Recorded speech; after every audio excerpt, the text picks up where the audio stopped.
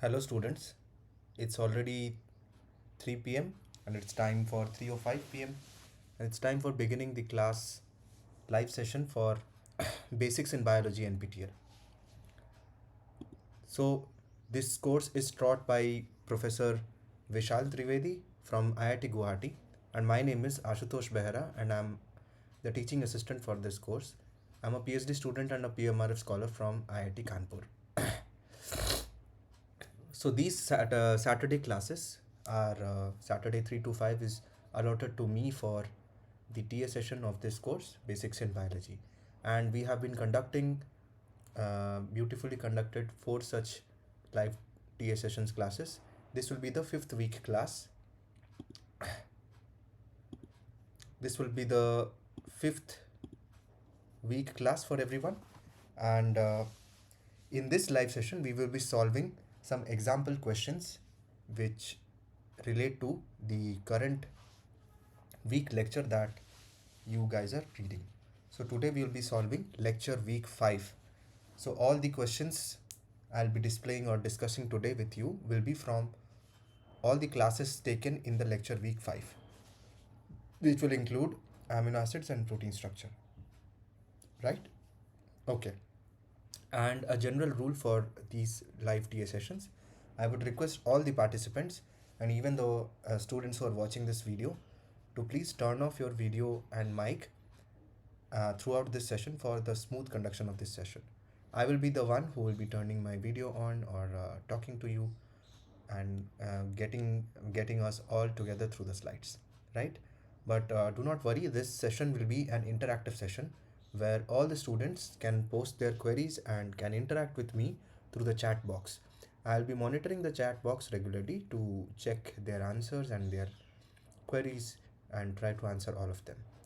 Even if I'm not able to answer any query right away, I will keep your query live and find out the answer and answer it in the next class if the students have really attended it.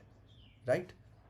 Okay, with that much of an introduction, I will start the class.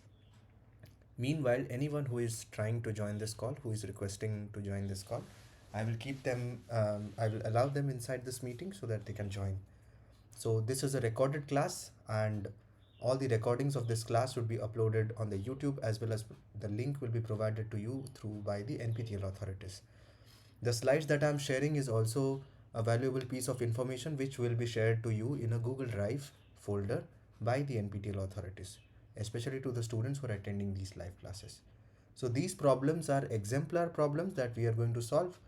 I have prepared 15 such questions for you, which kind of look similar to what you get in your assignments or quizzes or you might get in the main exam, but these are not the exact questions. These are previous year questions or exemplar problems from the same set of lectures or topics that you are covering. Okay, let me let me just share my screen with you. I will just present my screen.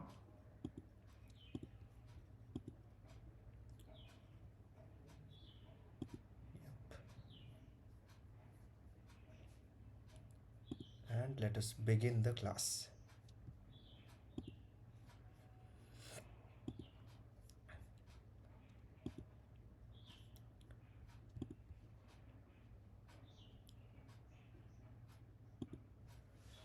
So guys, is my screen visible? And can you see my slides changing? Just let me know through the chat box with a thumbs up or a yes. Is my screen visible? Great. Oh, sorry. This is, so we'll be doing today week 5 lecture. So I just opened the wrong one. Maybe I can load it like this. Yep.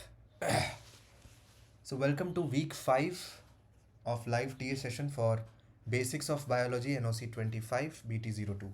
The course instructor is Professor Vishal Trivedi and my name is Ashutosh Behra. I'm a PhD scholar at IIT Kanpur.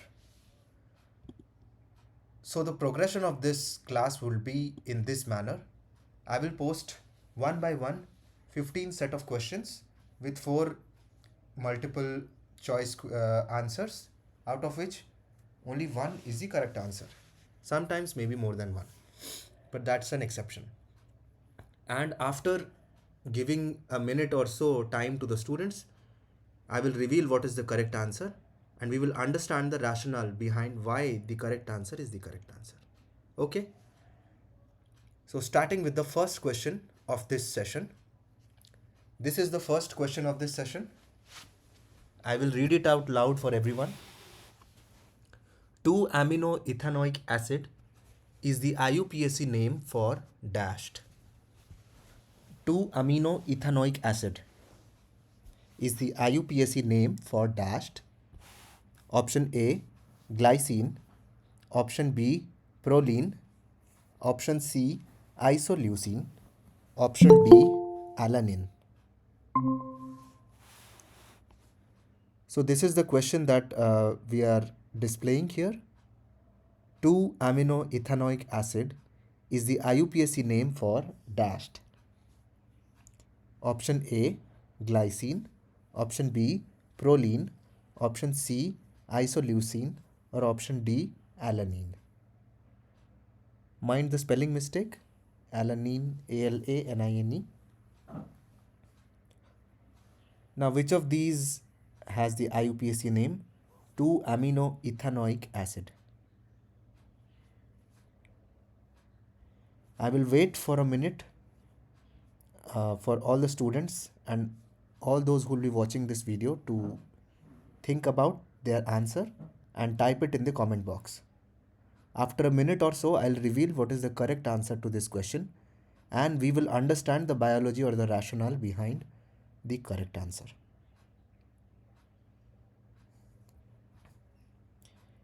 Meanwhile, I'll keep admitting any students who are requesting to join this class.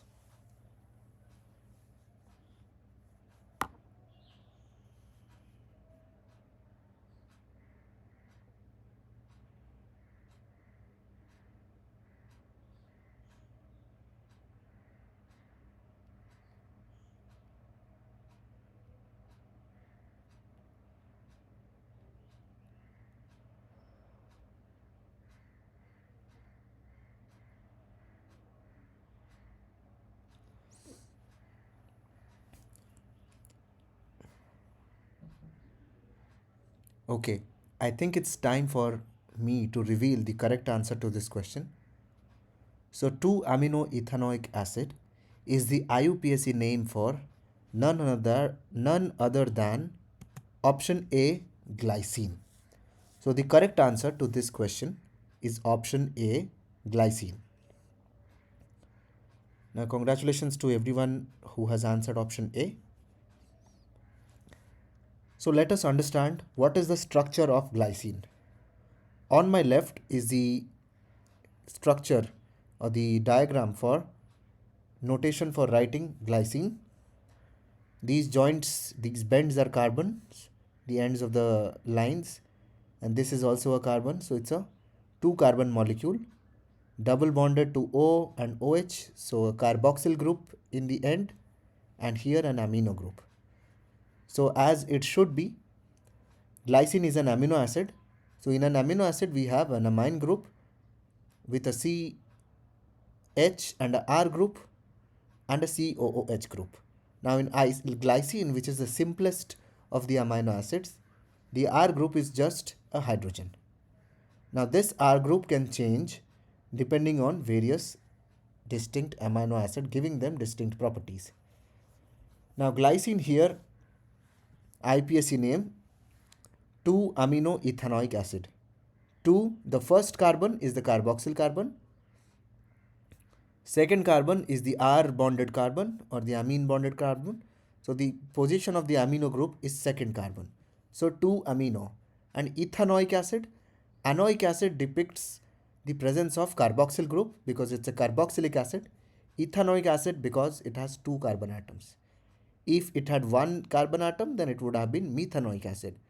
And similarly, we have propanoic and butyric acid. Okay, so all amino acids have this common name convention 2 amino anoic acid, and this anoic acid can change. 2 amino ethanoic acid can have many other functional groups, making it different amino acids. And the common name we know it as is glycine. So, glycine is a non essential amino acid that plays a key role in various biological processes. Here are some important aspects of glycine. So, it is a non essential amino acid. So, there are two kinds of amino acid, essential and non essential. Right? So, essential amino acid which are not produced in our body and can only be obtained from nutrition from outside sources, and non essential which can be produced in our own body. Now, what is the important biological roles of glycine? So, glycine act as a neurotransmitter in the central nervous system. So, there are many neurons, both inhibitory and excitatory, which use glycine as a neurotransmitter. Some other well-known examples of neurotransmitters are acetylcholine, glutamate, GABA. So, these are all different neurotransmitters which can fire in the synapse. The firing of a synapse or a neuron transmission includes these molecules.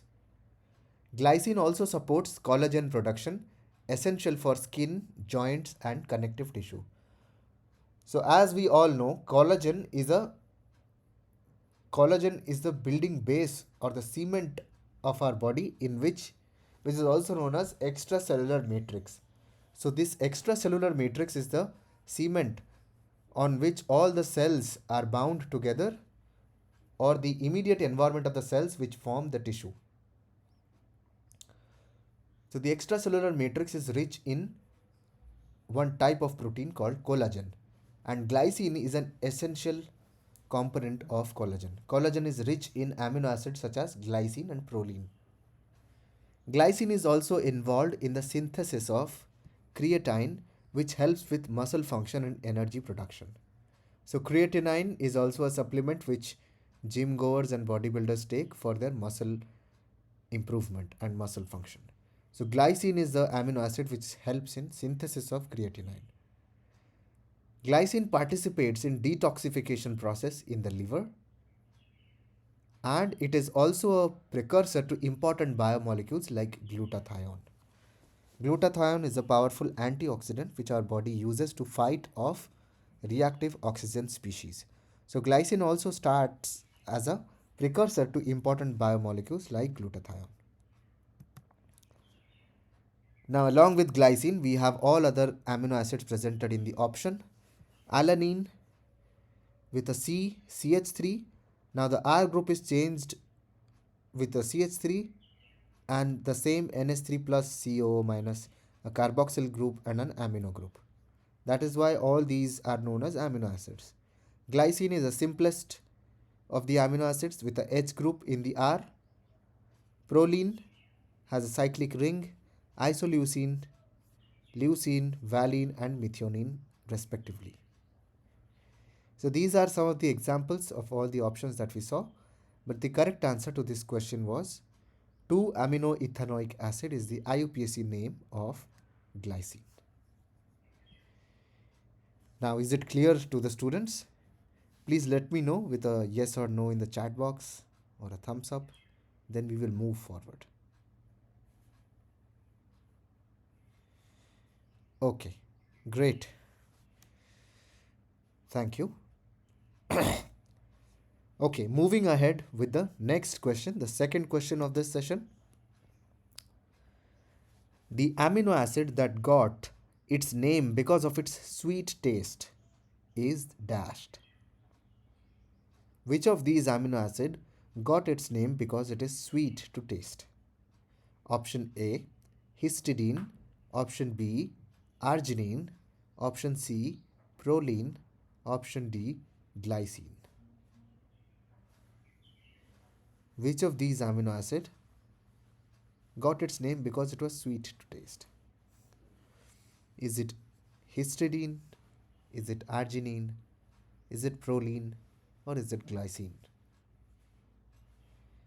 Likewise, I'll wait a minute or so for all the students present in the class as well as those who will be watching this video to think about this question and let me know what do they think is the correct answer to this question.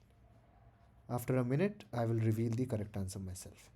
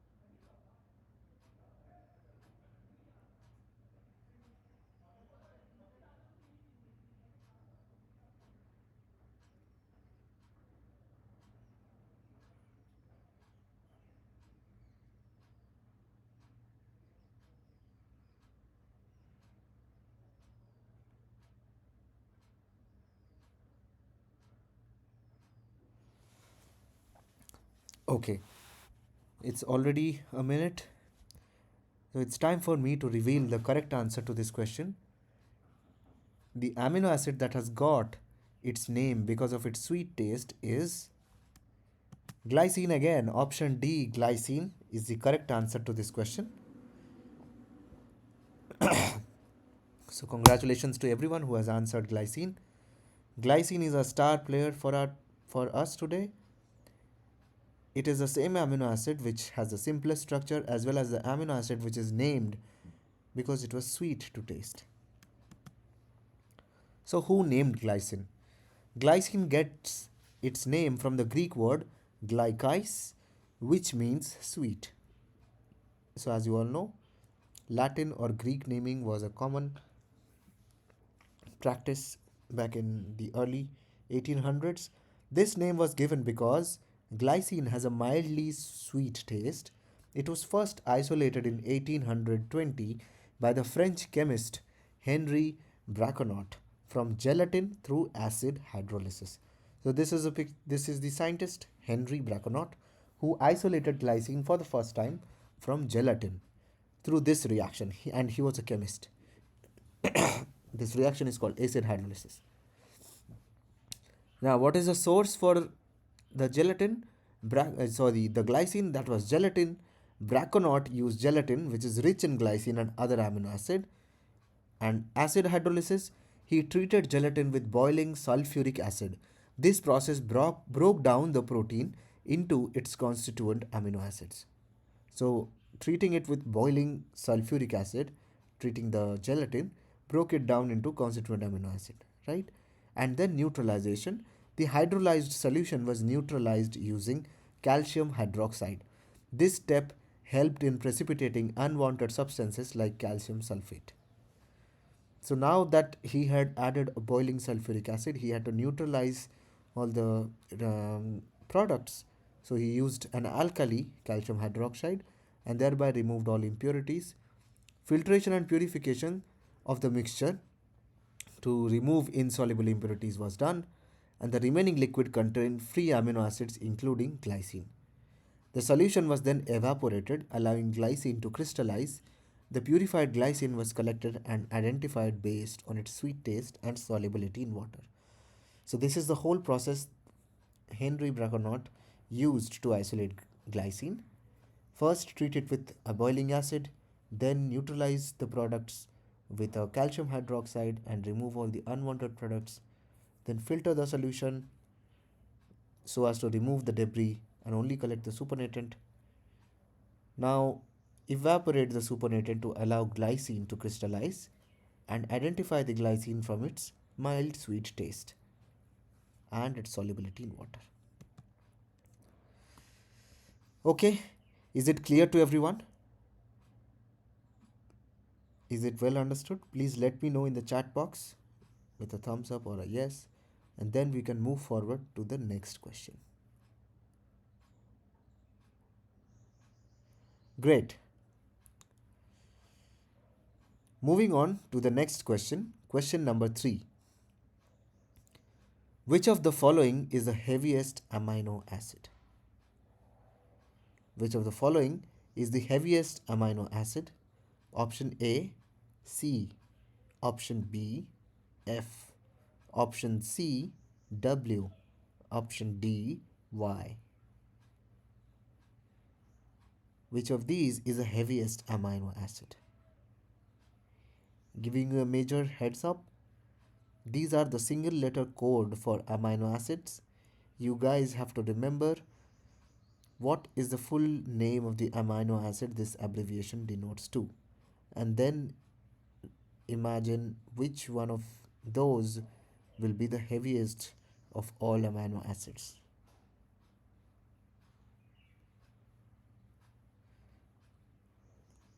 Let's take a minute and collect some answers, and after a minute or so I'll reveal the correct answer myself.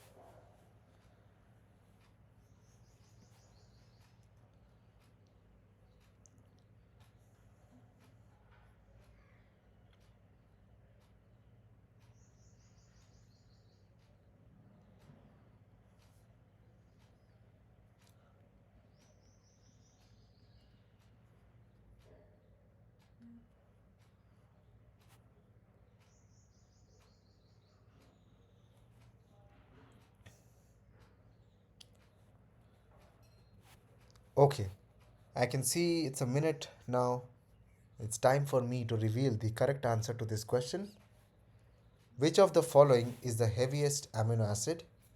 And the right answer to this question is option C, W.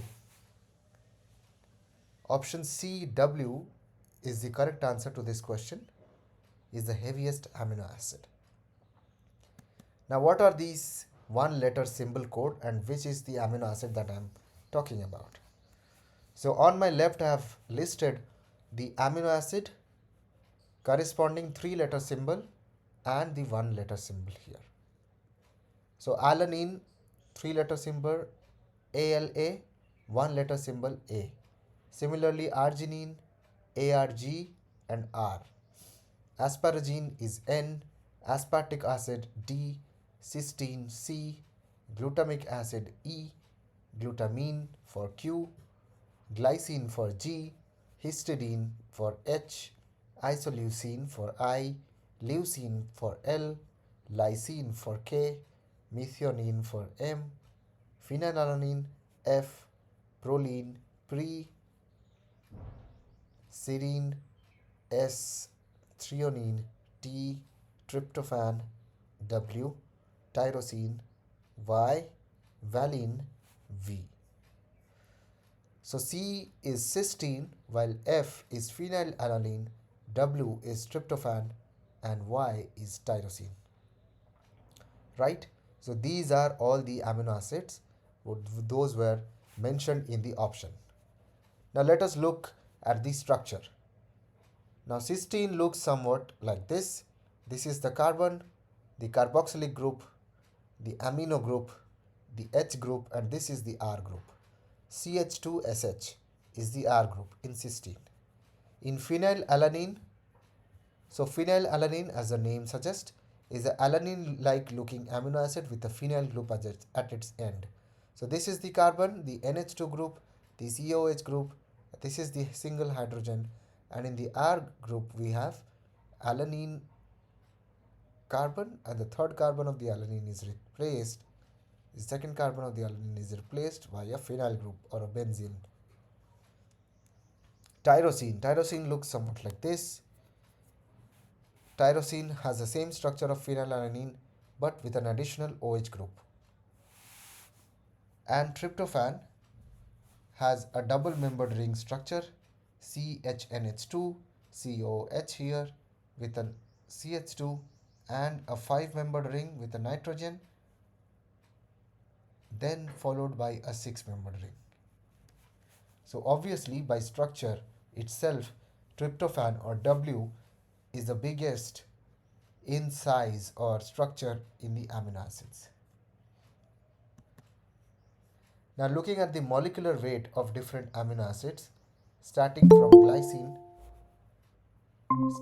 glycine, alanine, serine, threonine, and you can see that tryptophan TRPW molecular weight 2044.2. So this is the highest or the heaviest amino acid among all amino acids. Then close to this is tyrosine with 181.2 and arginine, which has long chain R group of molecular weight 174.2. Therefore, the heaviest amino acid of all is none other than tryptophan with a large side chain with a 5-membered and a 6-membered chain from the R group makes the heaviest amino acid tryptophan. Next, the second heaviest is tyrosine, and then comes arginine. So the answer to the question, which is the heaviest of the amino acids, is W or tryptophan.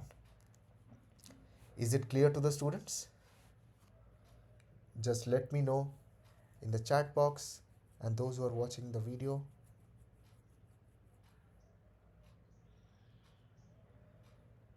Great. Thank you. Moving on to the next question. So this is where I was marking the tryptophan. The next question, question number 4, is when a peptide bond is formed between two amino acids, dash molecule is released. When a peptide bond is formed between two amino acids, dash molecule is released. Option A, carbon dioxide. Option B, water. Option C, hydrogen. And option D, carbon.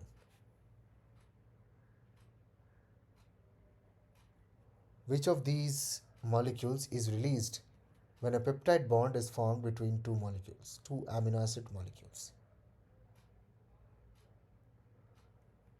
Which of these?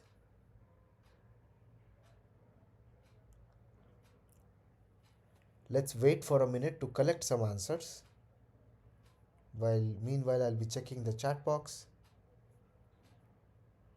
And after a minute, I'll reveal what is the correct answer to this question.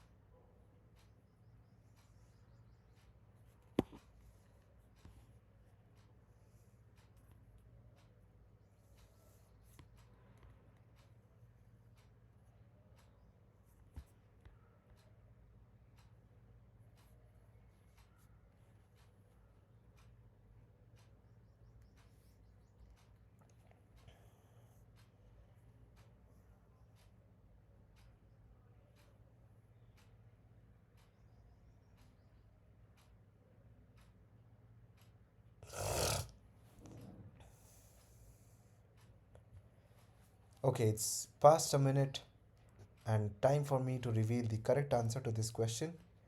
When a peptide bond is formed between two amino acids, dash molecule is released. The correct answer to this question is option B, water. Option B, water, is the correct answer to the fourth question. When a peptide bond is formed between two amino acids, a molecule of water is released. Now let us look at the reaction of a peptide bond formation between two amino acids.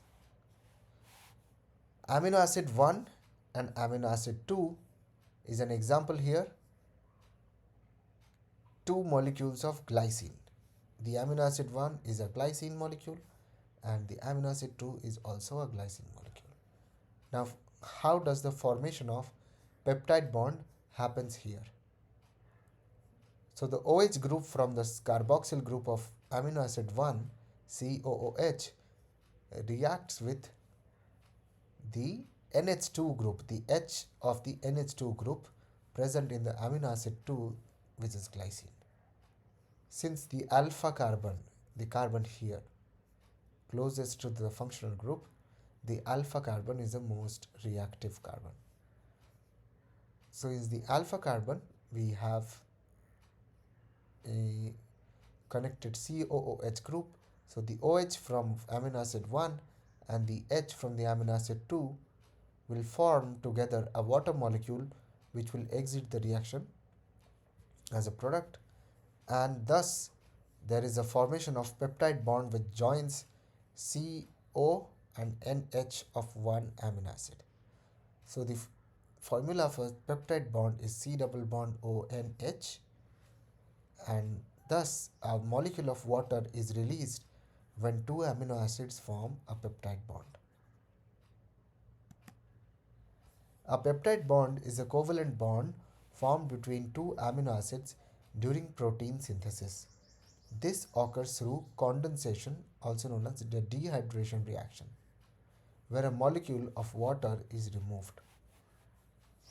Now, what is the step-by-step process of one amino acid creating a bond with another amino acid? Two amino acids come together. One has a carboxyl group and the other has an amino group. Then happens condensation reaction. The hydroxyl group from the carboxyl group of one of the amino acids and a hydrogen atom from the amino group of the other amino acid are removed. This removal forms a water molecule. Then a new covalent bond forms between the carbon of the carboxyl group and the nitrogen of the amino group. This bond is called a peptide bond.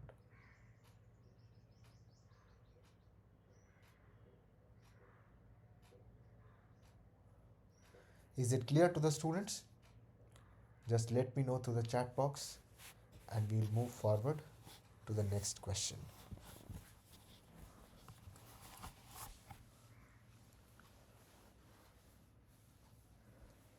Great. Thank you for the response. The next question is on your screen. Moving on to the next question. An example of a polar uncharged amino acid is dashed. An example of polar uncharged amino acid is dashed. Option A, cysteine. Option B, proline. Option C, tyrosine. Option D, glycine. Remember students, you have to read the question very carefully. Options can be confusing sometimes. An example of a polar but uncharged amino acid. Whether it's cysteine, whether it's proline, whether a tyrosine or a glycine.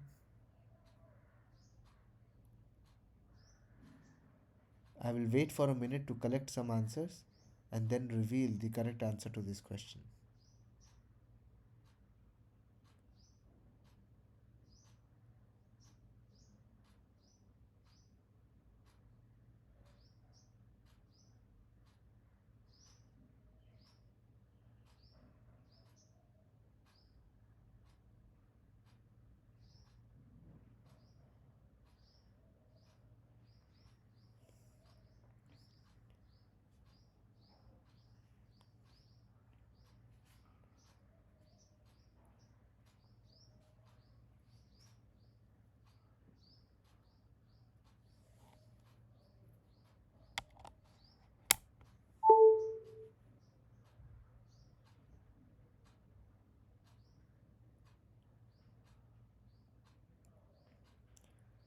Okay, it's past a minute now. Let me reveal the correct answer to this question. Which of these is a polar uncharged amino acid?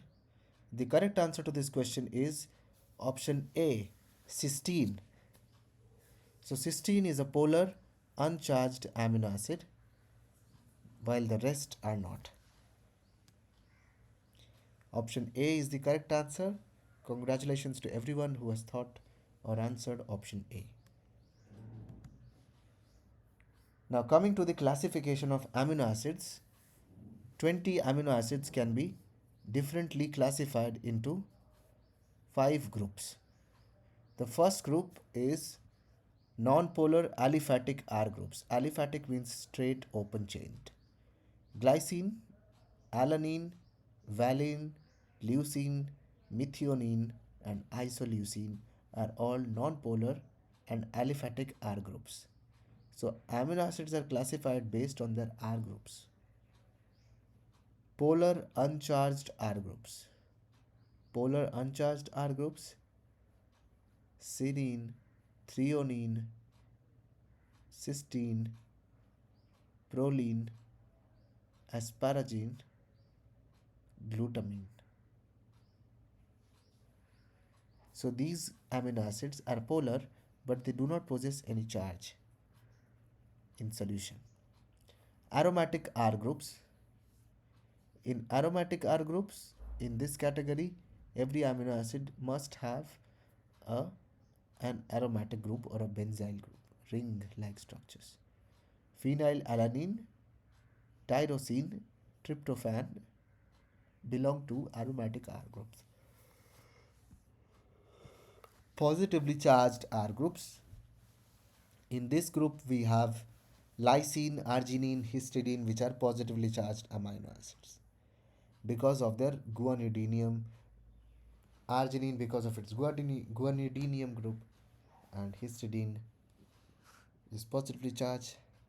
And then comes the last negatively charged R groups, aspartate and glutamate, which are negatively charged R groups. Right? So, the question was, which of these is a polar uncharged amino acid? Polar uncharged amino acids have side chains that are hydrophilic due to the presence of electronegative atoms like oxygen, nitrogen, or sulfur, but they do not carry a net charge at physiological pH. So, at physiological pH, they do not carry any charge and their side chains are polar or hydrophilic. What are the functions of such polar uncharged R groups? Where are they found? They enable hydrogen bonding due to hydroxyl, amide, or thiol groups. These amino acids can form hydrogen bonds helping in protein stability and interactions.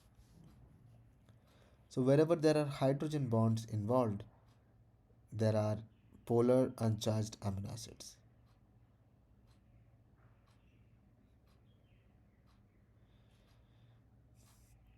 Enzyme activity. Some, like serine, play a role in enzyme active sites like serine proteases. So, many enzymes are known as serine proteases or a class of which has a serine in their active site for protease activity. Post-translational modification, serine, threonine, and tyrosine can undergo phosphorylation.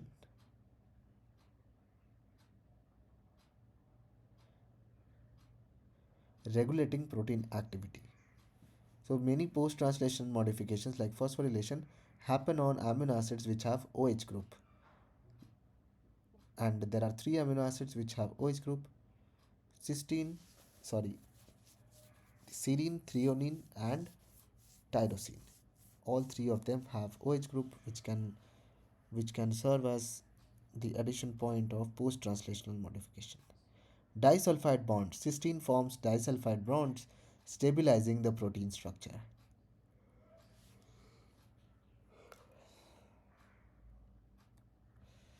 Is it clear to everyone that cysteine is a polar uncharged amino acid? We also looked at all the different classification of amino acids based on their side chains. Some are non-polar aliphatic, some are aromatic, others are positively charged, some are polar uncharged, and then comes negatively charged amino acids.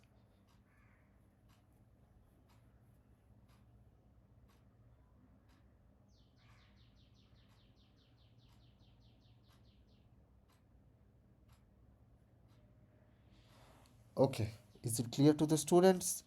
If yes, then let's move on to the next question. Next question, question number 6. Which of the following reagent breaks disulfide linkage in proteins? Which of the following reagent breaks disulfide linkage in proteins? Option A, sodium dodecyl sulfate. Option B, Triton X100. Option C, dithiothetol. Option D, tween 20.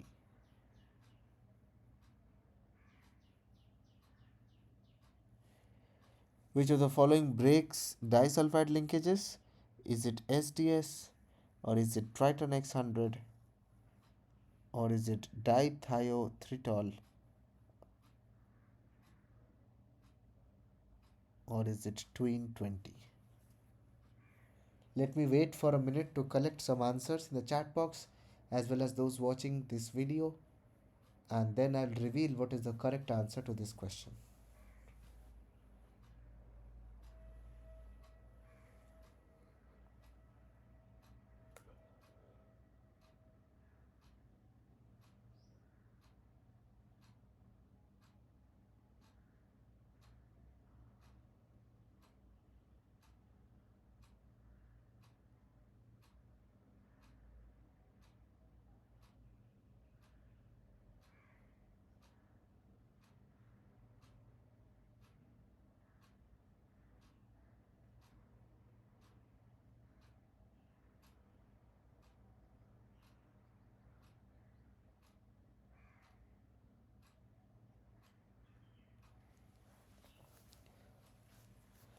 Okay, it's a minute now.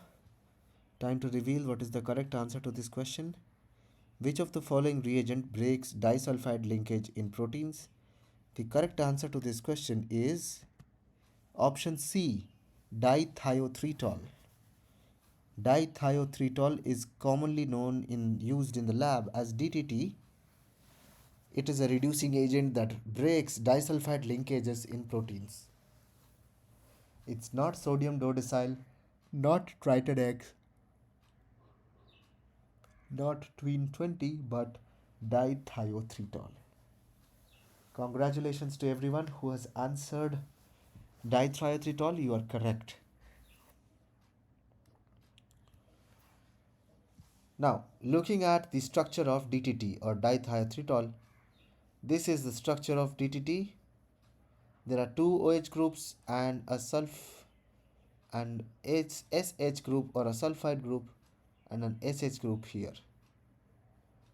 When it is added to disulfide containing molecule, when DTT is added to disulfide creating molecule,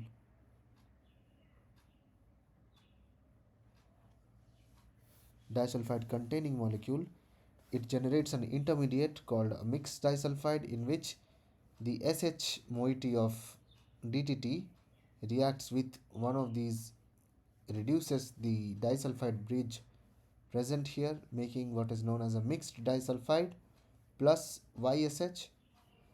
Then in this mixed disulfide intermediate, the oxidized DTT, which is a cyclic disulfide bond formed disulfide bond formed in DTT, leaves the reaction, leading to the byproduct XSH and YSH. Thus, the disulfide containing molecule gets reduced. DTT or dithiothetol is a reducing agent commonly used in biochemical experiments to break disulfide bonds in proteins. It has the chemical formula C4H10O2S2 and contains two thiol groups which can allow it to reduce disulfide bonds into free thiol groups. Cysteine residues in proteins can form disulfide bonds through an oxidation reaction. This is commonly seen in many proteins. Cysteine residues present help in forming complex of the protein. Cysteine residues, when come together in close proximity, can oxidize and form a disulfide bond, leading to changes in quaternary structure of the protein or stabilization of the protein. DTT donates electrons from its thiol groups to the disulfide bond S bond S. This breaks the bond, converting it back into two free cysteine thiol groups.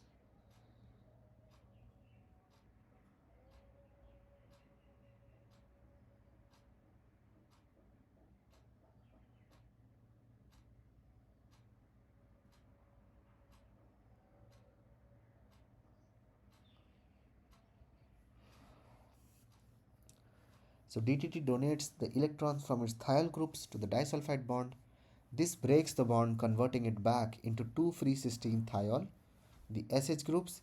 In the process, DTT itself gets oxidized, forming a cyclic disulfide.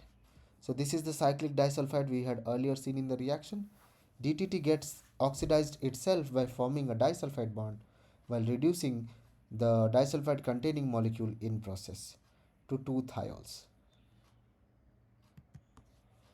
While DTT was the correct answer, what were the other components? SDS, Tritonex 100 and Tween 20 are common laboratory detergents. These are commonly used detergents in biochemistry for protein or membrane studies. SDS has SDS type is the anionic type detergent. It has harsh strength and used for protein denaturation, most commonly used in techniques like SDS page. Tritonex 100 is a non-anionic detergent. It has a mild strength and used for membrane protein extractions or via cell lysis. Tween 20 is a non-ionic detergent. The strength is very mild and it is used for washing, blocking, and western blotting.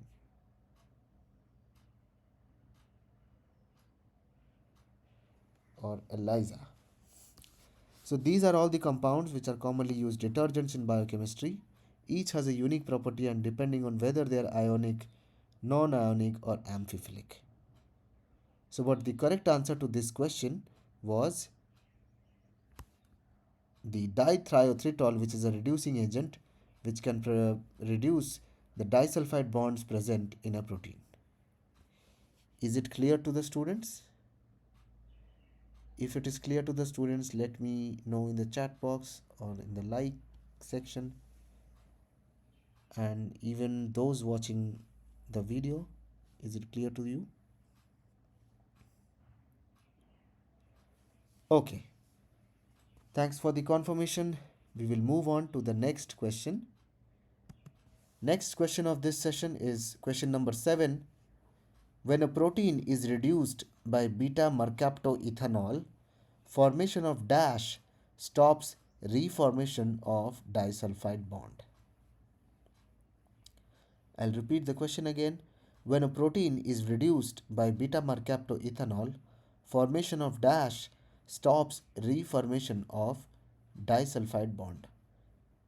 Option A, carboxymethylcysteine. Option B, carboxycysteine. Option C, carboxyethylcysteine. Option D, carboxybutylcysteine.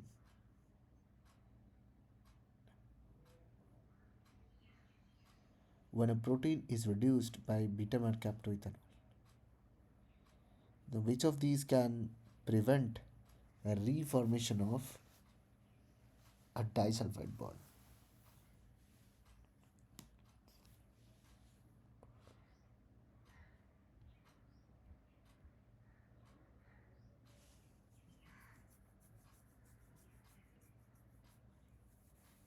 Let me wait for a minute to collect some answers, and I want all the students to think about it, participate in this discussion, And after a minute or so, I'll reveal my correct answer.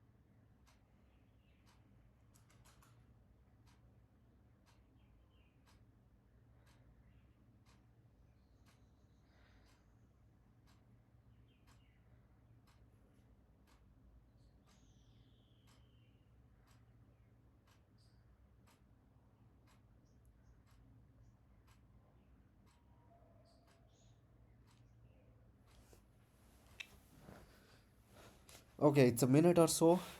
Time for me to reveal the correct answer.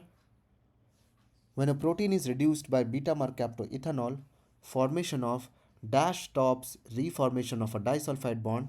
The correct answer to this question is option A, carboxymethyl cysteine.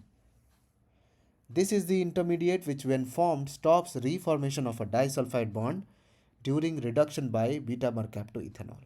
Option A is the correct answer to this question. Congratulations to everyone who has answered option A. Now let us understand the reduction reaction by beta mercaptoethanol. So when we have an oxidized protein, oxidized in the sense the disulfide bond is oxidized, S bond S of the protein is intact. We add beta mercaptoethanol, RSH, then it forms a mixed disulfide intermediate just like DTT. The SH group addition of a hydrogen, the attack of the hydrogen here creates SSR, mixed disulfide, which is now known as carboxymethyl cysteine. Since these S groups are present in the cysteine which are free for disulfide reaction, we know that these amino acids are cysteine. So this intermediate is called carboxymethyl cysteine. Now, when another molecule of beta mercaptoethanol attacks, it forms, it removes this carboxymethyl cysteine group RS onto itself and adds a H group to this S, forming a protein with reduced cysteine or sulfur residues, SH and SH, the reduced protein. And this is the beta mercaptoethanol where R is equal to SH, CH2, CH2, SH, CH2, OH, OH, CH2, CH2, SH. When a protein is reduced by beta mercaptoethanol or BME, its disulfide bonds break, forming free thiol groups on cysteine residues. However, these free thiols can reoxidize and reform disulfide bonds if exposed to oxygen. Yes, if if these in intermediate stage can be exposed to any oxidizing agent, can then reoxidize to form the disulfide bond again, which will render the reduction by beta mercaptoethanol useless. That is why uh, we use a chemical called iodoacetic acid, an agent which will prevent the disulfide reformation. To prevent disulfide reformation, cysteine residues can be irreversibly modified by carboxymethylation using iodoacetic acid or iodoacetamide. This reaction converts cysteine into S-carboxymethyl cysteine. So the cysteine, when added with iodoacetic acid, becomes S-carboxymethyl cysteine, permanently blocking the thiol groups. So there is no free thiol group for reformation of the oxidized state of the disulfide bond. Reduction of disulfide bonds. Beta-mercaptoethanol or dithiotritol DTT reduces disulfide bond to free thiol groups, the SH groups. So RSSR plus 2BME gives 2RSH, RSSR plus 2BME, 2RSH, then RSSR plus 2BME gives 2RSH. This is the intermediate that I was showing you in the earlier slide. Carboxymethylation of cysteine, iodoacetic acid, which is ICH2COOH, reacts with the free SH group of cysteine, forming S-carboxymethylcysteine, which is SCH2COOH. This prevents reoxidation as the thiol group is now covalently modified and can no longer form disulfide bonds. So this is the whole reaction in which iodoacetic acid is used to transform the cysteine into carboxymethylcysteine such that there is no free thiol group for reformation of the disulfide bond. I hope it's clear to the students. Just let me know in the chat box or those who are watching the video if you understood or not, then we can move forward.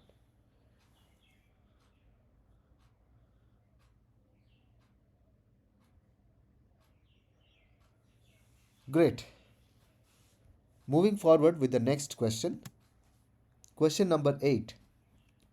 What is the oligomeric status of a protein if the molecular weight of its denatured form is a quarter of its complex form? I will read the question again. This question can be a tricky one. What is the oligomeric status of a protein if the molecular weight of its denatured form is a quarter of its complex form? Option A, 1, option B, 2, option C, 3, and option D, 4. If the weight of its denatured form is a quarter of its complex form, what is the oligomeric state of the protein? Come on, I simplified this question for you enough so you can calculate it easily. Let me take a minute to wait and collect some answers from the students and the participants who are watching this video. Then I'll reveal the correct answer myself.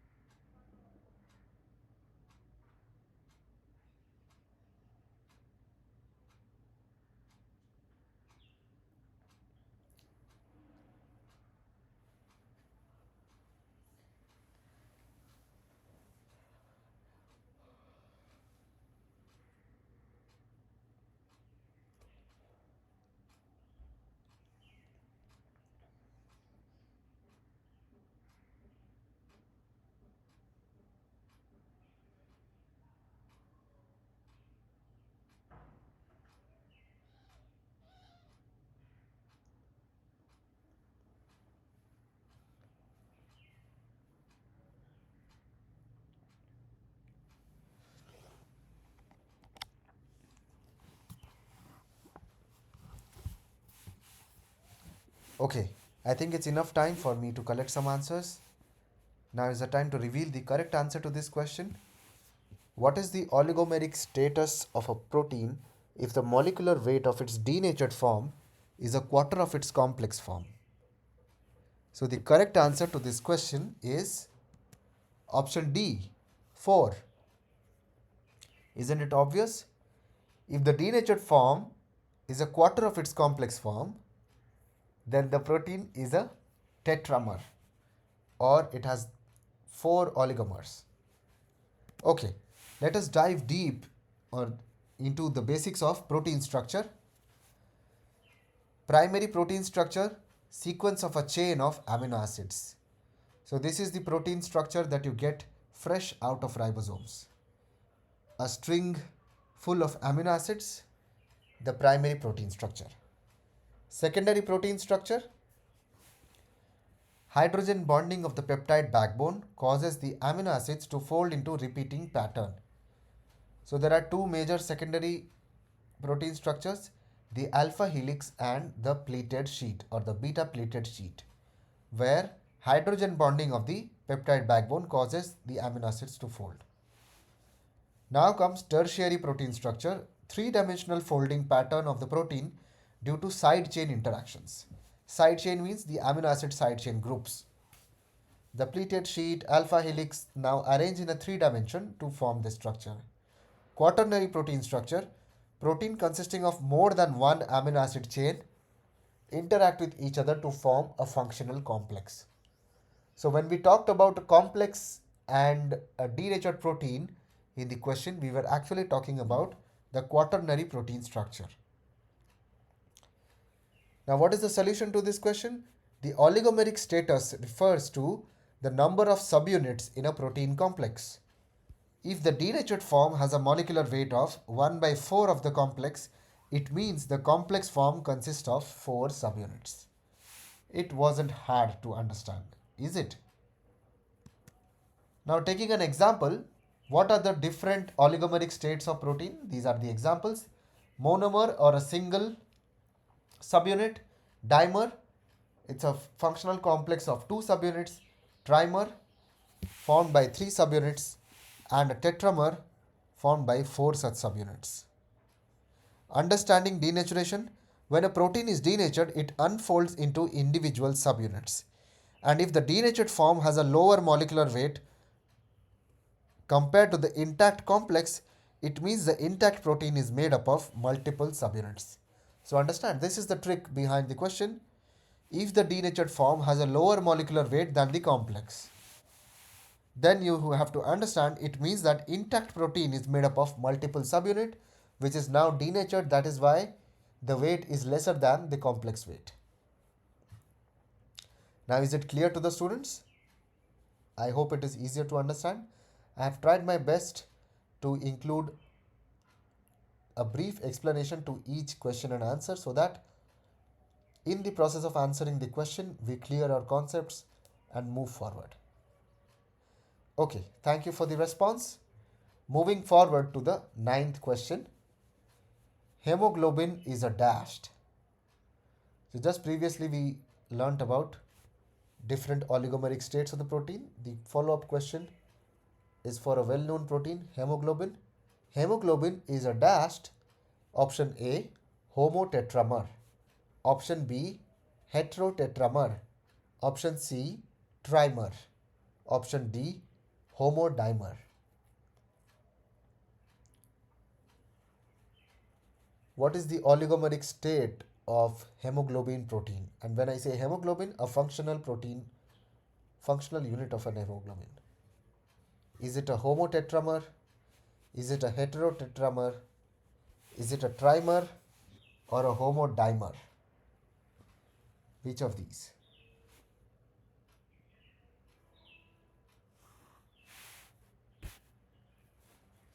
Let's take a minute to collect some answers and to allow students to participate. Think about the question and let me know what you think is the correct answer. I will review the correct answer in a minute or so myself.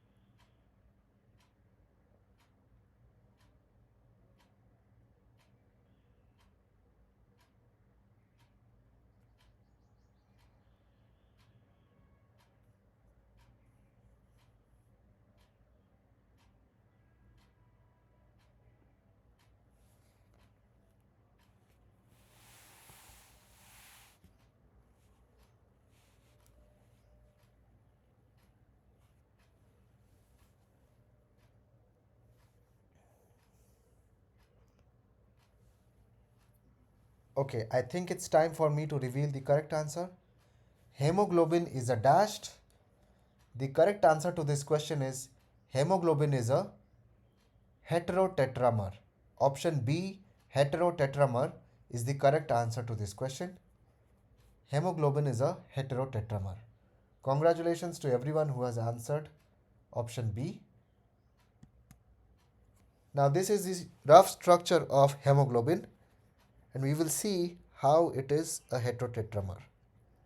So, hemoglobin consists of four oligomeric domains: the alpha 1 domain, the alpha 2 domain, beta 1, beta 2 chains, which is then coordinated with the metal iron. That is why we say, always keep saying that iron is necessary for our blood, and the heme group. So, heme group coordinates the Fe2 plus, the iron. This is the structure of the heme group, which is why it is named as hemoglobin. So, this is the structure of a hemoglobin. Now, what is hemoglobin? Hemoglobin is a protein found in red blood cells that is responsible for carrying oxygen throughout the body. It is made up of four polypeptide chains, two alpha and two beta chains in adults HbA. Now, understanding all the answer choices: homotetramer, a tetramer, four subunits where all the subunits are identical. That is why it is incorrect, because not all subunits in the hemoglobin molecule are identical. Heterotetramer. When I say a tetramer where the subunits are different. Since hemoglobin consists of 2 alpha and 2 beta chains, it is a heterotetramer, which is the correct option. Option B. Trimer, a protein is with a 3 subunits. Hemoglobin has 4, so this is incorrect. So a protein with 3 subunits is called trimer. And a homodimer, a protein with two identical subunits. Hemoglobin has 4 different subunits, alpha and beta, so this is incorrect. Homodimer is a protein with 2 subunits and identical subunits, right? So this is the explanation why hemoglobin is a heterotetramer, because it has 2 alpha chains and 2 beta chains coming together in a 4 oligomeric structure for a functional hemoglobin. So it is a tetramer but a heterotetramer. If it had all the same polypeptide chains forming the molecule, it would have been called a homotetramer. Is it clear to the students? Great. Moving on to the next question. Question number 10. The role of matrix metalloproteases is to dash that promotes wound healing and cell migration in fibroblasts. Coming to an enzyme, matrix metalloproteases. The role of matrix metalloproteases is to dash that promotes wound healing and cell migration in fibroblasts. Option A, degrade extracellular collagen. Option B, induce apoptosis. Option C, halt cell cycle progression. And option D, act as an inflammatory marker. Which of these functions is a function of matrix metalloproteases that can promote wound healing and cell migration in fibroblasts? Let me wait for a minute and let the students think for the correct answer.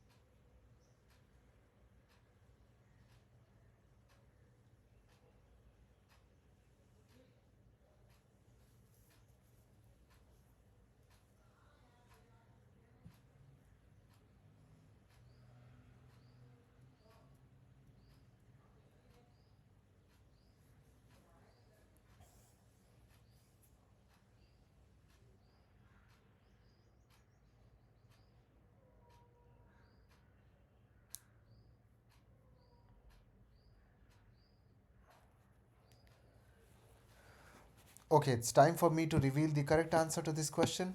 It has been a minute already. The role of matrix metalloproteases is to dash that promotes wound healing and cell migration in fibroblast. And the correct answer to this question is option A, degrade extracellular collagen. This is the correct answer to this question. Matrix metalloproteases degrade extracellular collagen to promote wound healing and migration in fibroblasts. Option A is the correct answer. Congratulations to everyone who has answered option A. Okay, let us study more details about what are matrix metalloproteases. Matrix metalloproteinases are a group of enzymes that play a crucial role in breakdown of extracellular matrix components. So as the name suggests, matrix metalloproteases. So it is a protease which acts on the extracellular matrix, and metallo because they are zinc dependent endopeptidases. So they require a metal coordination or a cofactor like zinc for their function. They are involved in tissue remodeling, wound healing, and various pathological conditions such as cancer and arthritis. And what are the key features of MMPs? Enzyme type zinc dependent endopeptidases, and they degrade components of the extracellular matrix including collagen, elastin, and gelatin. So this is a schema for leukocyte migration. Leukocytes are nothing but the white blood cells.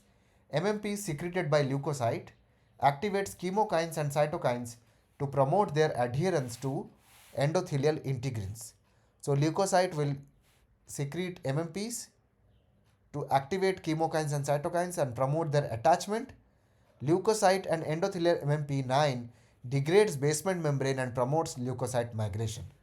So the leukocyte from bloodstream now secretes MMP to degrade the basal lamina and enter the tissue.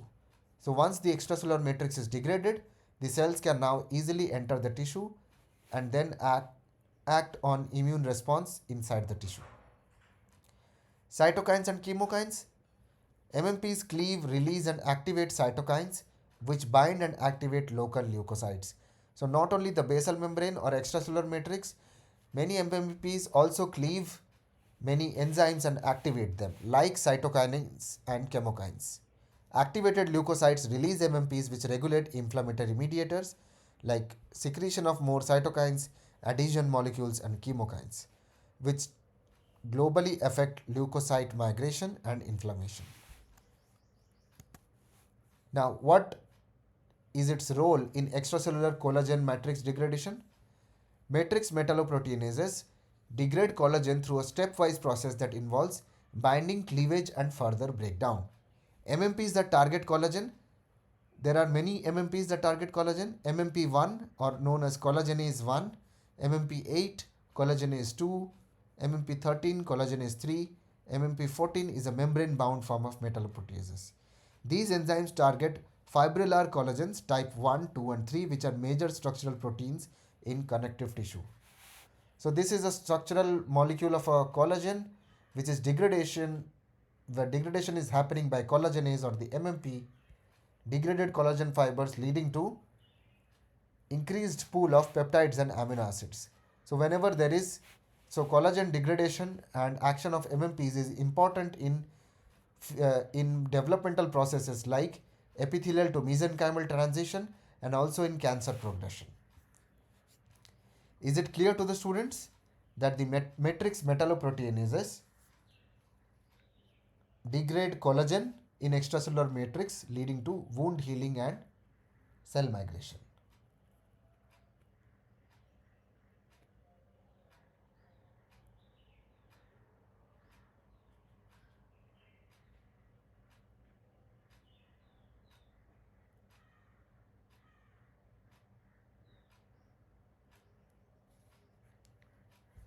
Okay, thank you.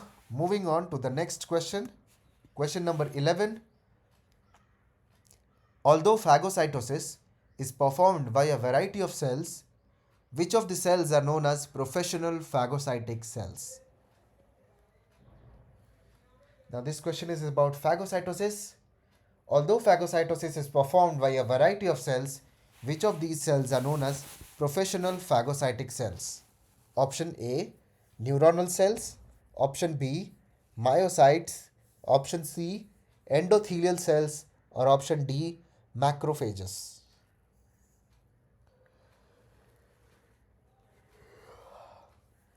You have to look at the options again because all of these might be phagocytes, but you have to identify which of these is a professional phagocytic cell.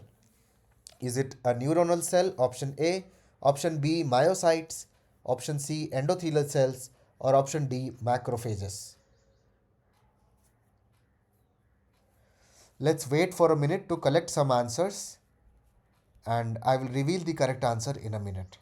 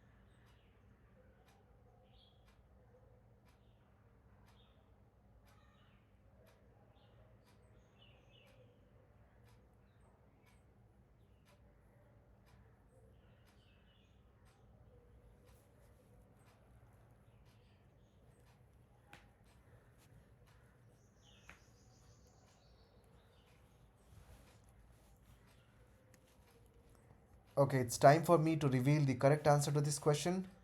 Although phagocytosis is performed by a variety of cells, which of the cells are known as professional phagocytic cells? The correct answer to this question is D, macrophages. Option D, macrophages, is the correct answer. Macrophages are known as professional phagocytic cells. Congratulations to everyone who has answered option D, macrophages. Now, what is phagocytosis? Phagocytosis is a process by which a cell engulfs and digests large particles like microbes, dead cells, or foreign substances. It is a form of endocytosis. Many unicellular organisms also use phagocytosis for nutrition. Phagocytosis, how does it work? A cell uses its plasma membrane to engulf a particle. This forms an internal compartment called a phagosome. The phagosome matures by fusing with endosomes and lysosomes, and the resulting organelle, called a phagolysosome, is acidic, contains enzymes that break down the ingested particle. So, here is a diagrammatic representation.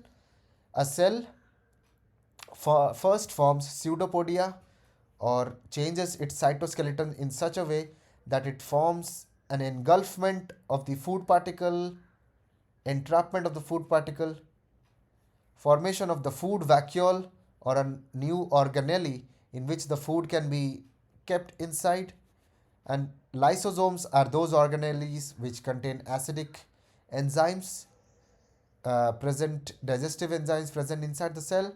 The lysosomes fuse with the phagosome, the food vacuole called the phagosome performed by the phagocytes, to form a phagolysosome, which disperses the acidic enzymes and proteases to digest the food particle or the microbe, then leading to the nutrition. So, this whole process is called the phagocytosis.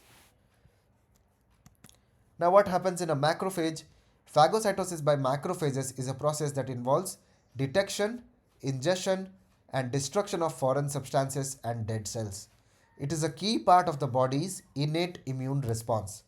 So, macrophage is one of the first line of defenses in the innate immune response of the body.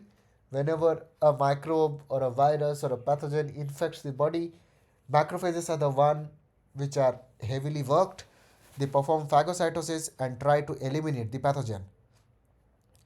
How does the phagocytosis work? Macrophages detect foreign substances using receptors on their cell surface.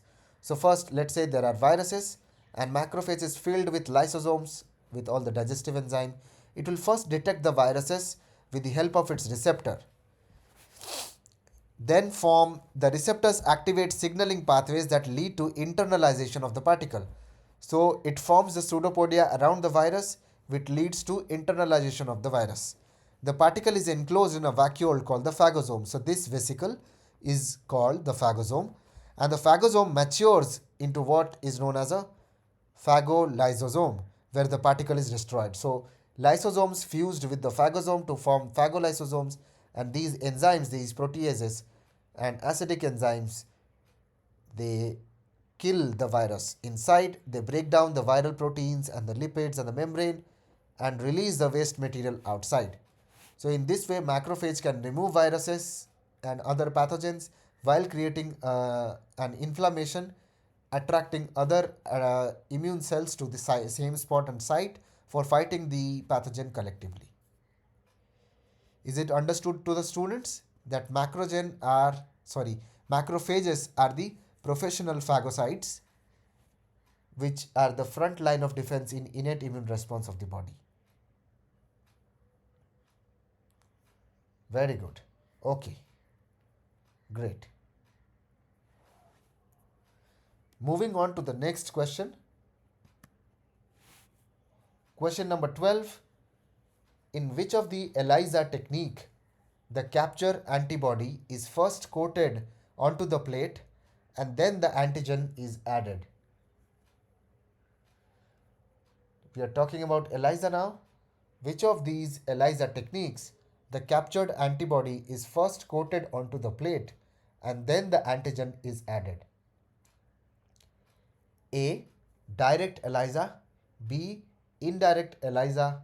C. Sandwich ELISA. D. Competitive ELISA.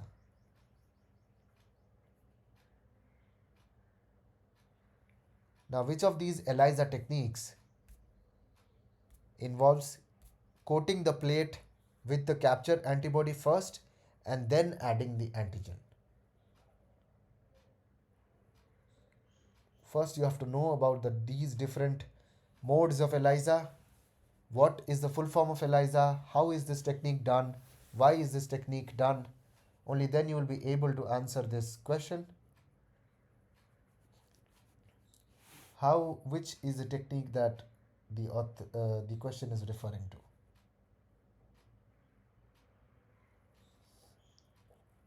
Let's take a minute and collect some answers. After that, I'll reveal the correct answer to this question.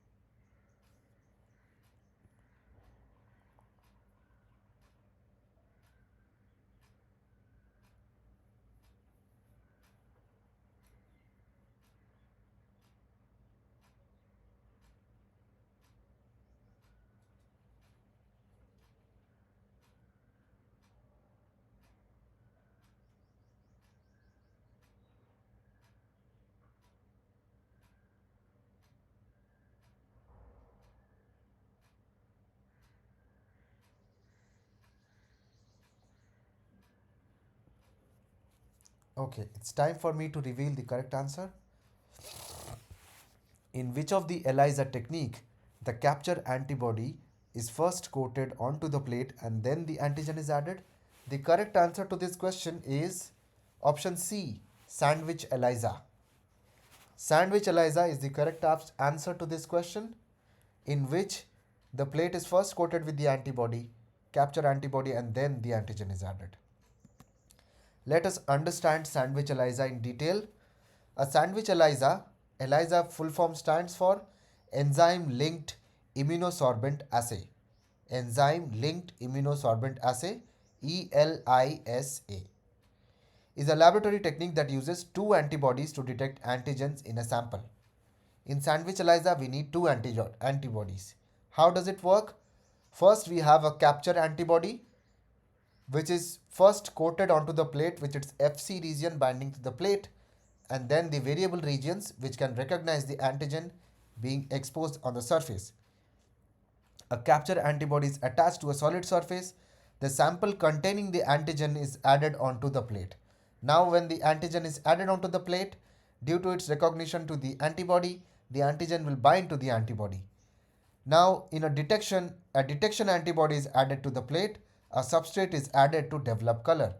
So, biotin labeled detection antibody is an example of a sandwich ELISA, where a biotin labeled detection antibody is added onto the already captured antigen, and then a streptavidin tagged HRP or horse radish peroxidase enzyme, which is a colorimetric enzyme. When the substrate TMB is given, it gives rise to a colored product. What is the advantage of such an ELISA? And why is it called a sandwich ELISA? Because the antigen is sandwiched between two antibodies. One is the capture antibody and the other is a detection antibody. Now, what is the advantage? Advantage is this can be very sensitive, detecting antigens at low levels since it involves capture of the antigen first onto the plate. Can be used to detect antigens in unknown samples and does not require the sample to be purified before analysis, since the capture antibody will do its job of purification. Right? So this is sandwich ELISA, in which the plate is already coated with the capture antibody and then the antigen is added. On top of that, there is a detecting antibody which gives a colorimetric reaction. Now, what are the other forms of ELISA that we encountered in the options? Direct ELISA. Direct ELISA uses a primary antibody which is conjugated with a fluorophore or a colorimetric reaction for detection to the antigen. So, antibody in its variable region binds the antigen, while in the constant region binds the detection, or the fluorophore. It might be fluorophore or a colorimetric assay. Indirect ELISA. Indirect ELISA uses a primary antibody to bind the antigen and a secondary antibody with a detector to bind the primary antibody. Sandwich ELISA we just saw now, capturing the antigen with a capture antibody coated onto the plate and then using a primary antibody for detection. It can be direct or indirect detection. Competitive ELISA, where already a bound antigen is competed with the original antigen for the same antibody and detection. So this is a comparison between direct, indirect and a competitive ELISA. Detection mechanism. In direct ELISA, antigen is detected by enzyme-linked primary antibody. In indirect ELISA, the detection is through secondary antibody. And in competitive ELISA, antigen in sample competes with labeled antigen. There is already a labeled antigen labeled with a antibody. An antigen in sample will replace the antigen and be labeled itself. So a decrease in detection will be seen in competitive ELISA. Sensitivity. Competitive ELISA has the highest sensitivity out of all these three techniques. Direct ELISA has the lowest. Indirect is high. Steps. Only a few steps. So it is very fast. Indirect ELISA, slower procedure, and competitive ELISA is very complex. Cross reactivity low. In indirect ELISA, there is higher cross reactivity, and competitive ELISA has a low cross reactivity. Direct ELISA is best for high abundance antigens, indirect ELISA for antibody detection, and competitive ELISA for small molecules like hormones, toxins, or drugs. Now, is it clear to the students? We discussed about different forms of ELISA and the technique in which a capture antibody is already coated to the plate. On top of that, the antigen is added and a detecting antibody is added separately, which is the sandwich ELISA. Okay, it's clear to the students. Let's move on to the 13th question, next question of this session. Which of the following is a kinky amino acid? I'll repeat the question. Which of the following is a kinky amino acid? Option A, proline. Option B, glycine. Option C, histidine. Or option D, tryptophan. Which of these is a kinky amino acid? By kinky, I mean which amino acid forms a kink in the protein structure?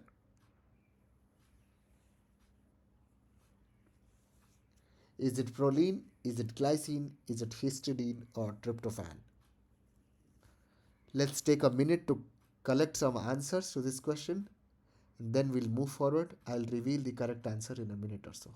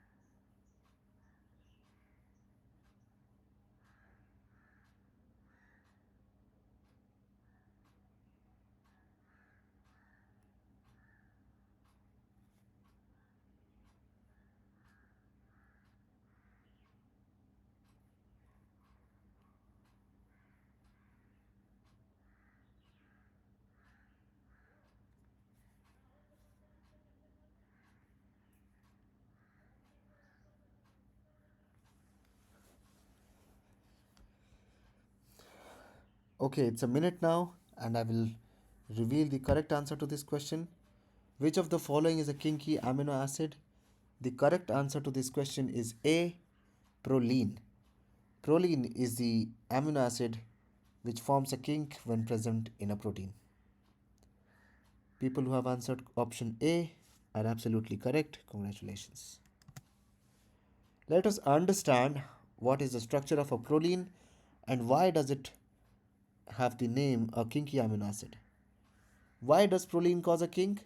Because of its unique structure. If you remember, this is the structure of the proline. It has a cyclic R group.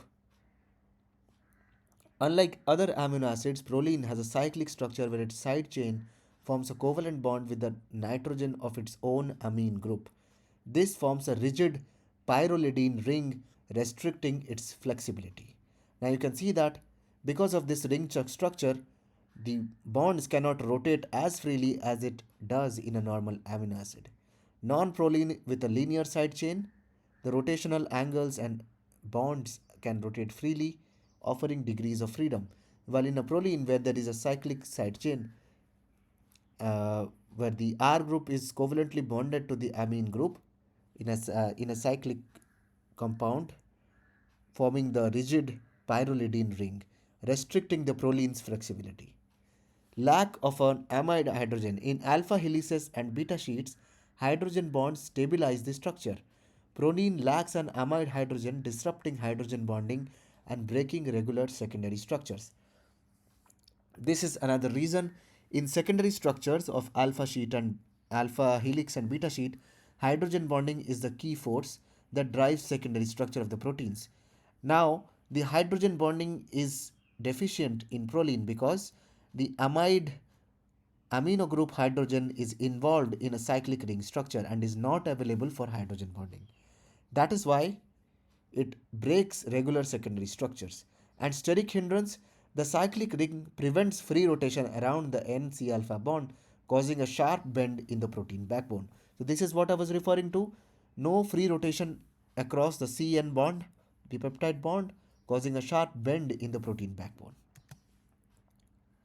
In alpha helices, it causes a kink or disrupts the helix, often marking a turning point in transmembrane proteins.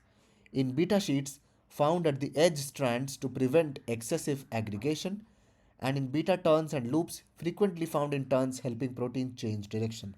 So proline and glycine, these are the uncommon amino acids which are very stiff and flexible on the other hand. These are excessively found in loops and turns, and wherever they are present, they help bend the protein secondary structure and help protein change direction. Is it clear to the students? Just let me know in the chat box and also those who are watching this video.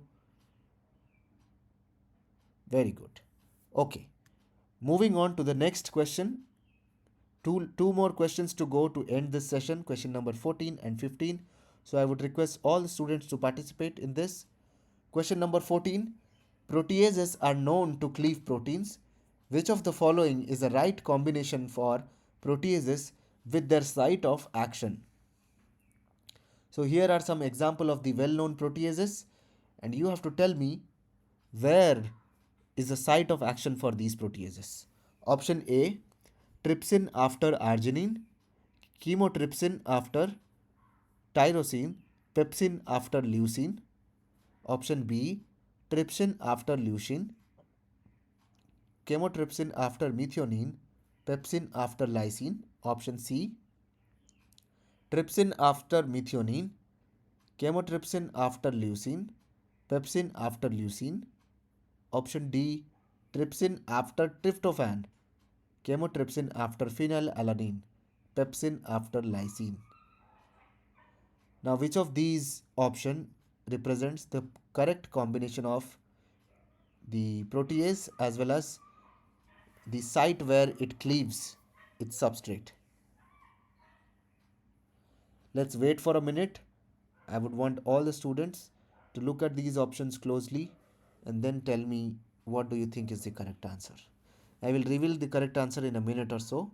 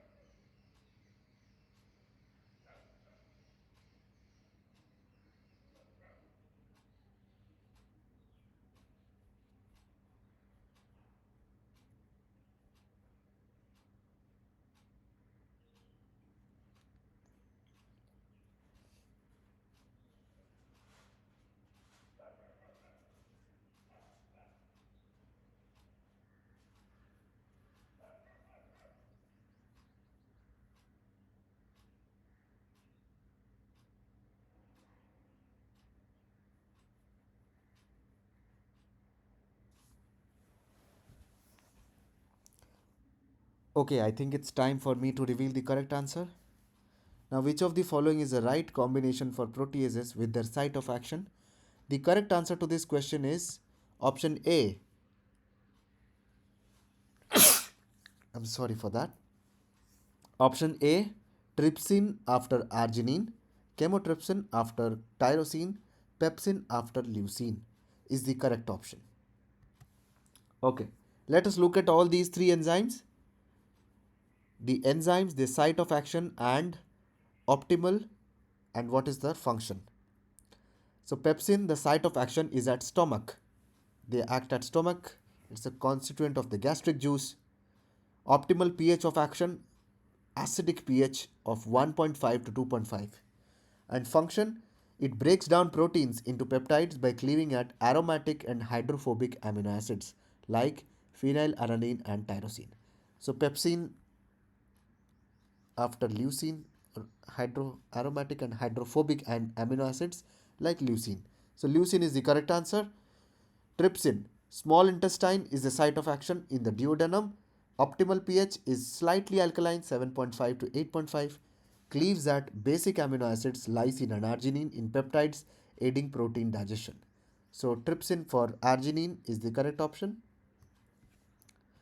Chymotrypsin is also in the small intestine in the duodenum. Similar optimal pH as trypsin, slightly alkaline 7.5 to 8.5, cleaves at aromatic amino acids like phenylalanine, tyrosine, tryptophan in peptides. So hydrophobic amino acids for pepsin, positively charged amino acid or basic amino acid in trypsin, and aromatic amino acid for chymotrypsin. Now, where are these present and how do they act? Pepsin works in the stomach and starts protein digestion. So, when we eat the food, HCl in the stomach activates pepsin, creates a low pH condition for pepsins to act. Pepsin can then break down bigger proteins into smaller peptides. Then, when the food or bolus, the peptides pass through the pancreas secrete enzymes such as carboxypeptidase, trypsin, chymotrypsin, and elastase. So, trypsin and chymotrypsin are pancreatic enzymes and they fall into the duodenum. And here is a small intestine, starting of the small intestine, which begins, and amino acid and dipeptidases then cleave it into even smaller amino acids, which can then be used by the body as building blocks of the proteins. So, HCl acts on proteins, converts pepsinogen to pepsin, the active form. Pepsin then breaks down the proteins to polypeptides. Carboxypeptidases and trypsin chymotrypsin elastases break the polypeptides to tri and dipeptides, which can then be absorbed into the small intestine, into the bloodstream via the small intestinal villus walls, where amino and dipeptidases act to further break down tri and dipeptides to release amino acids into the blood portal. Trypsin and chymotrypsin work in the small intestine alkaline pH to further break down peptides. They all function sequentially, ensuring complete protein digestion. All the three enzymes, pepsin, trypsin, and chymotrypsin. Okay, is it clear to the students? I hope yes. Okay, thank you. Moving on to the last question of this TA session. Question number 15. Sanger's reagent is dashed. It's a memory based question. I hope you guys have all read about Sanger's contribution to science. You must have known his name, Frederick Sanger. What is Sanger's reagent? Sanger's reagent is dash. Option A, dinitro 1-fluoro-2,4-benzene. Option B, 1-fluoro-2,4-dinitrobenzene. Option C, 2-fluoro-1-dinitrobenzene 1,4. Option D, 4-fluoro-1,2-dinitrobenzene. Now, which of these options is the correct answer? Which of these is a Sanger's reagent? Let me know in the chat box, or what do you think? Let me know in a minute or so. I will reveal the correct answer in a minute.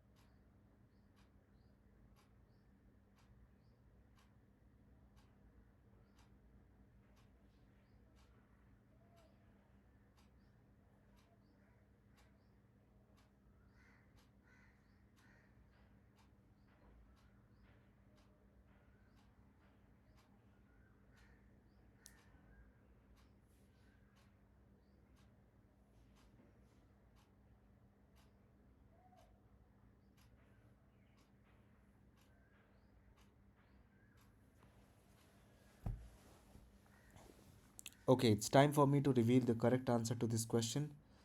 Sanger's reagent is, correct answer is option B, 1-fluoro 2,4-dinitrobenzene. This is the correct answer to this question. 1-fluoro 2,4-dinitrobenzene is known as the Sanger's reagent. Now, why so? The Sanger's reagent, when is mixed with the peptide chain or any free peptide, the N-terminal peptide, where the amino terminal is free, then it forms this intermediate, which is number 3 here, and upon selective hydrolysis, the terminal amino acid labeled with Sanger's reagent. Now, different peptide chains labeled with Sanger's reagent. So, peptide chains of different length only at the N terminal will get labeled with these Sanger's reagent, 1-fluoro 2,4-dinitrobenzene. This method helped Sanger sequence insulin, the first protein to be sequenced, earning him a Nobel Prize in 1958. Sanger used this method or this reagent to sequence the amino acids of insulin. Sanger's reagent reacts with free amino group at the N terminus of a polypeptide chain, allowing researchers to specifically label and identify the first amino acid in a protein sequence. So, Sanger's degradation procedure for sequencing insulin, various samples of the protein are broken into fragments by acids or enzymes and acids, and each fragment is further broken down with different acid enzymes to work out overlapping sections. So, there are many sections which are overlapping through each other, A, B, and C. The overlapping fragments are cut again and their constituent amino acids separated by paper chromatography. Based on the overlapping nature of the subfragments, it is possible to work out the sequence of constituent amino acids. Sanger used this reagent to successfully sequence insulin, which was considered a major breakthrough in protein chemistry as it provided detailed information about the structure of a protein for the first time. And he was lucky to stumble upon insulin because insulin is a small protein. It doesn't have many amino acids. And what is the method? By breaking down insulin into smaller peptide fragments, Sanger could then use Sanger's reagent to identify N-terminal amino acid of each fragment, allowing him to piece together the complete sequence. Now, if you have enough overlapping breaking sequences and you identify N-terminal of all these sequences using the Sanger's reagent, he pieced each information together brick by brick to build up the whole sequence of insulin. Is it clear to the students? 1-fluoro 2,4-dinitrobenzene is the Sanger's reagent which binds to free amino terminal of a peptide and identifies it. It makes it easy for identification. Okay, cool. With that, we have come to the end of our session. I will stop presenting and I will turn on my video. Yeah. So with that, we have come to the end of this TS session where we solved 15 questions related to lecture week 5 for basics in biology. I hope you guys enjoyed the class and there were many concepts that were clear to you. If you have any questions, you can post in the comment box or prepare your questions for the next class. And this lecture is recorded as well as these slides will be provided to you in a Google Drive shared by the NPTEL authorities, right? So with that information, thank you for joining the class. I will end the class here and let's meet next Saturday to solve questions for lecture week 6. Please read your lectures and solve your quizzes and questions to do good in this course. Thank you. I'll end this call right now.